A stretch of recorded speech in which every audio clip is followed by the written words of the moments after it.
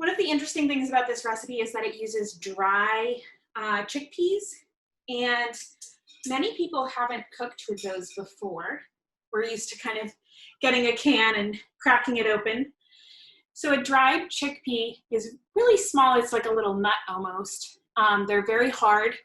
They kind of make a nice sound on hard surfaces. And you just want to soak them overnight, and they really transform. So if you can see the size of the dry one and the size of the soaked one, they almost double in size, and they soften up a lot. They take on water, and they're not quite ready to eat in this form. They need a little bit of additional cooking, whether you're going to boil it or bake it like we will. But they kind of end up firm and yet, choppable, which is exactly what you want for this recipe. If you were to use a canned chickpea, I think your falafel mix would really turn to a mush. So it's important to get this so that you end up with something that's kind of chopped and grainy and has the right falafel texture at the end. So this is a recipe that's kind of all done in a food processor.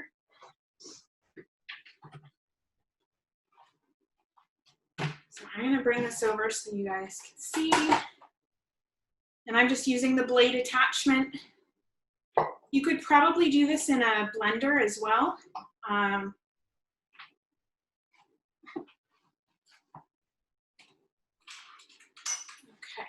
so we're going to start off with 1 tablespoon. Oh, wrong oil.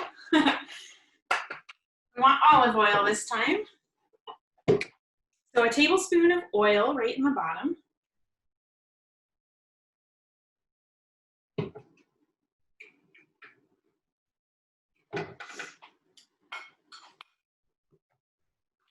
And then we're going to add the chickpeas that I soaked and drained.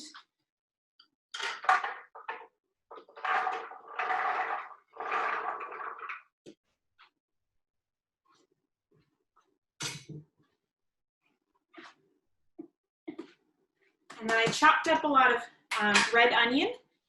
So you want about 1 small red onion. They only had large ones when I went, so I did 3/4 of a large onion.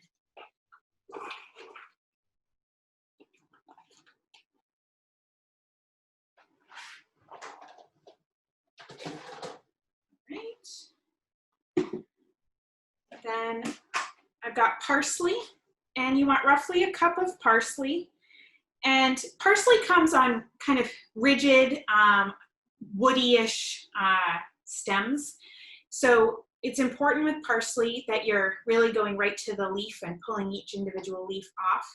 In a little while, we'll see a recipe with cilantro, and even though they look very similar, they're quite a bit different in flavor and in texture. And with cilantro, you can just kind of chop everything. It doesn't matter if you get stem in there. It tastes great. It's crunchy and kind of a nice texture. If you got a lot of stem on your parsley, it wouldn't taste very good. So you do want to be aware of that. Okay.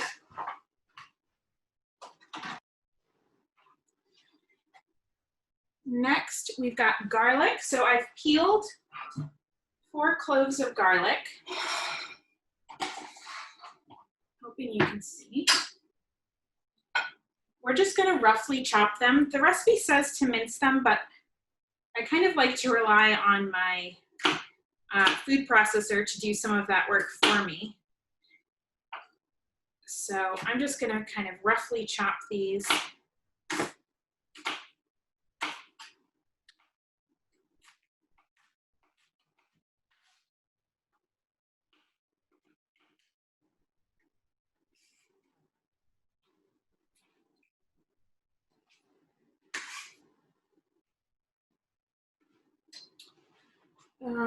Then we're going to add some salt, pepper, cumin, and coriander. And I've measured these out, but it's a teaspoon of salt, a 1/2 teaspoon of black pepper, a teaspoon of cumin, and a teaspoon of coriander. And we're just gonna put all of that in there. And this is where you get a lot of those really nice aromas when it's cooking. Cumin especially is just a really nice smell.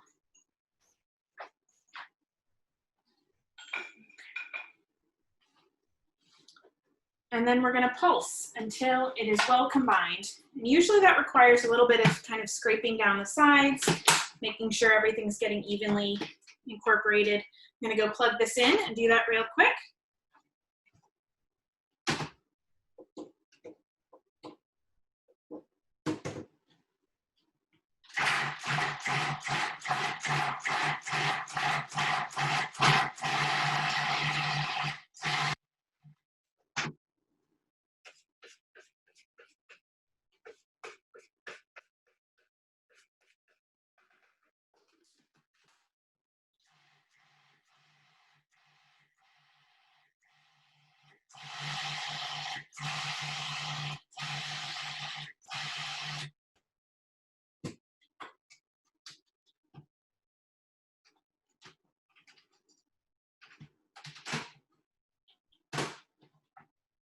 Okay.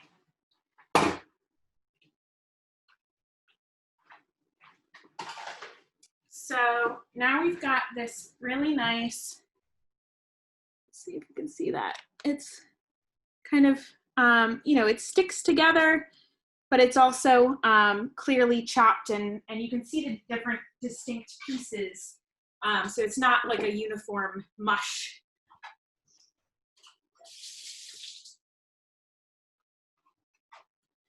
And we are going to prepare a sheet pan.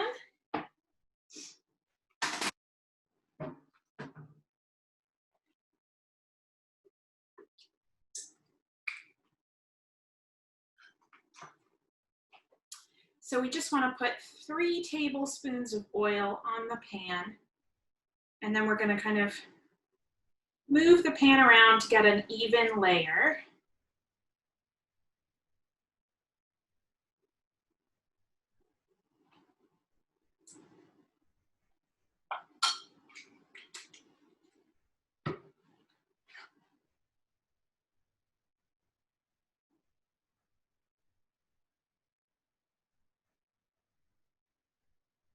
Just want to coat the whole thing. This is what's going to help them kind of brown up in the oven. And then you're going to take the falafel filling and make kind of little balls that are about 2 inches in diameter, and kind of stick them together as much as you can, and then flatten them gently in your hand. So you're making like little miniature patties. So let's see if you can kind of see how big that is. And then we're gonna just put them down on the tray. And this recipe makes about 15, and 15 is kind of a convenient number for one tray. If you go 3 by 5, they fit pretty nicely. And I'm actually going to stop there, and I've already cooked some falafels in advance since I knew our oven would be occupied.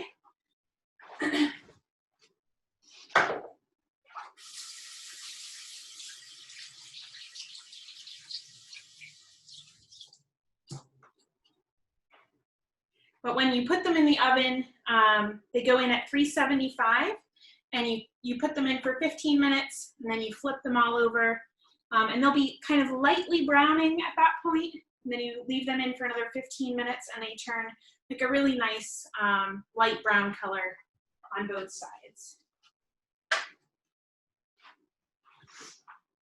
So I've got the finished product here.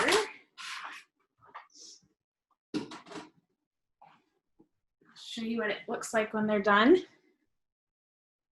see if we can get some light. Sorry about the window there. It's kind of backlighting me, but that's what you end up with when they're cooked. You can see they get kind of a nice browned side, and they're a little bit crispy on the outside, with the middle still being kind of a nice soft texture.